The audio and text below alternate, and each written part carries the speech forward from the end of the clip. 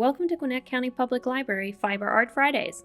Every other Friday, we will be bringing you a fiber art tutorial and project. Sewing is an important life skill and can improve your well-being, reduce your environmental impact, and save you money. The topic for this month is hand sewing essentials. Today we're going to cover 4 essential stitches for hand sewing.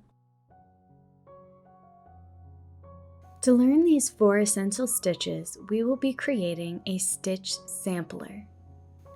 To create this, you will need a needle, embroidery thread, pins, scissors, felt or thick fabric, or paper. You can also use a needle threader and a thimble. To thread your needle using a needle threader, pull the thread through the opening and pinch the wire. Then pull the whole thing through the eye of the needle and push until it's gone through. Then take the thread out of the threader on the other side.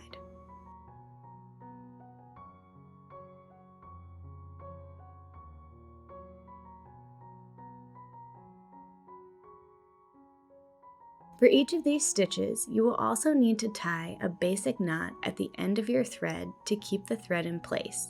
Twist the thread around your fingers, loop it through, and pull. If you'd like to make a double knot, simply loop the thread through twice before you pull tight.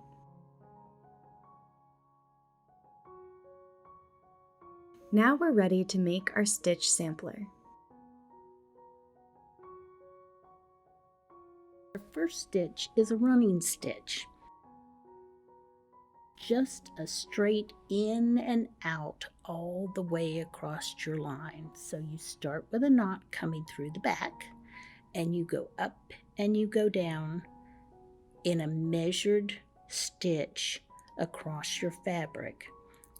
You can run the needle through several stitches if you prefer to do it that way.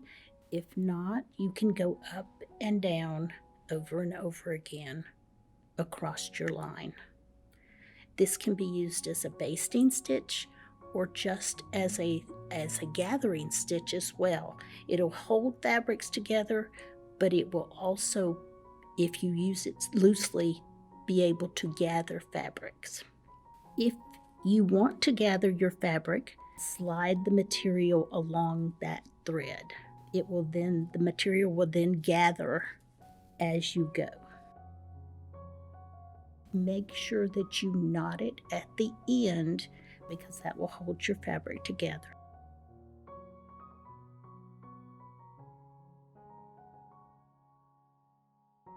Our next stitch is a slip stitch. You will make yourself a fold in your fabric. In making your fold, you'll want to hold that in place using pins, straight pins, and you will put them in every so often, just enough that you feel comfortable holding your fold to your fabric. And then as you go along, you can then pull them out. Pulling them out helps so that you don't get them caught with your fabric as you're sewing.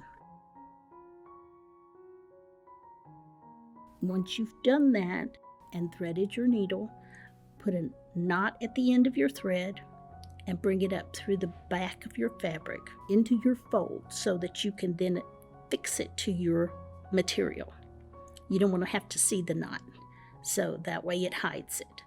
So pull it up through the inside of your fabric, through that fold, and then you're going to catch the fabric that you're fixing it to. Just a tiny bit. You're going to run it through there just the smallest amount that you can, and then you're going to go back to the fabric fold and you're going to run it through. Then you're going to come back to the material you're fixing your fold to and run it just the tiniest bit. You're just snagging that fabric just enough so that you can then hold it in place. The tighter you make this line, the less you might have to snag or put your finger or if you're hemming pants, to put your toe into it.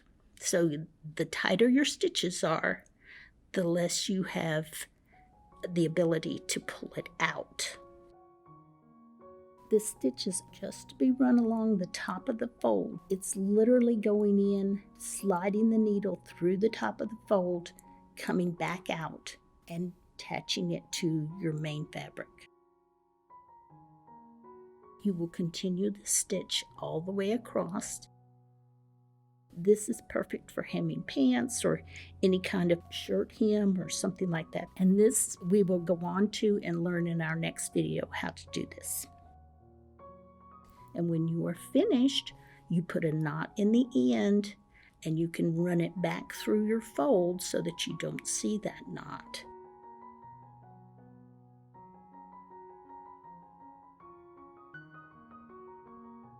When you turn it over, you should not see this very much because you've only done a tiny stitch into your main fabric so that it will hold. Our next stitch is an overcast stitch. You will make yourself a fold in your fabric. Hold that in place using pins.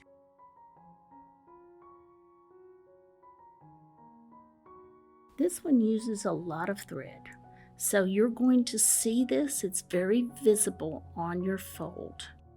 And it goes from your fold, put a knot in the end of your thread, and then go up and go into your main fabric after you've come out of your fold.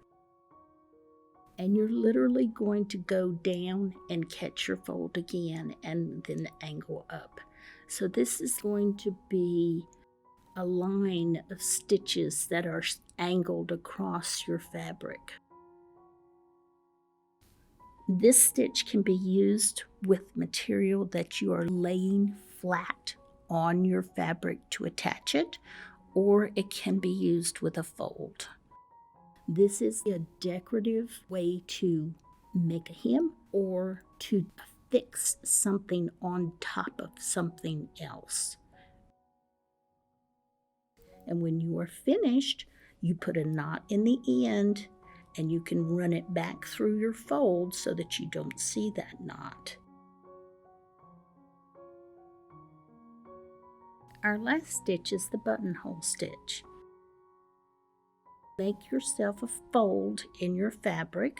Hold that in place using pins. Put a knot in the end of your thread and then come up through the back of your fold, and then to hide your knot, go down into your fabric and then come up to the same place you did before where your knot comes in. You're going to hold that thread and then you're going to go back up to your fabric and you're going to come back through the fold and run over that previous stitch to then start your line. And it will look like a little backwards L. Me being left-handed, my bottom line of my buttonhole stitch runs across my fold. If you are right-handed, your buttonhole stitch, your line may run across the top of the fold if you go right to left. I have gone left to right. This is a measured stitch. It is based on your own tension.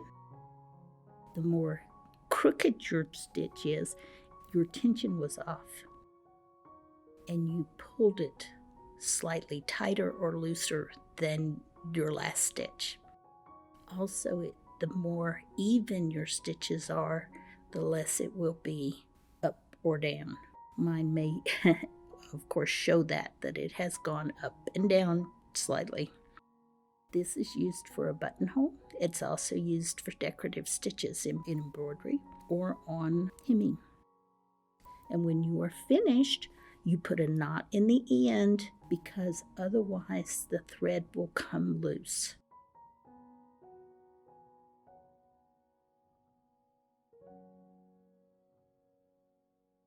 Thank you for joining us for our first Fiber Art Friday. Fiber Arts Fridays is hosted by Mackenzie, Janet, and Ashley from your local Peachtree Corners branch. Next time, we'll learn to apply these stitches to fix buttons and hem pants. You can bring your work in progress to virtual common threads every Monday at 6:30 p.m. to share or get follow-up assistance.